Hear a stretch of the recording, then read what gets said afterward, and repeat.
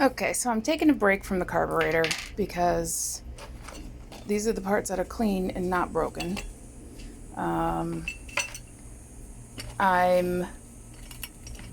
got this guy that I've tried getting out and won't come out, so he's marinating in some penetrating oil. And then I got this on this side, this guy right there, that is also stripped, and I've tried getting it out and my extractor won't fit, so I can't get that guy out. Those are the only two things I had left.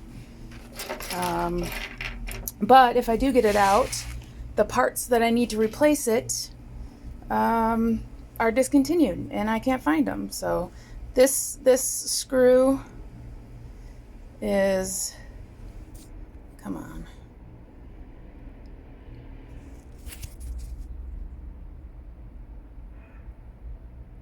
completely stripped, and I had to get very creative with extracting it, which was also holding this guy down, which I had to bend and reshape. I don't even know where the other piece is. There's another part to it over here that I had to bend out.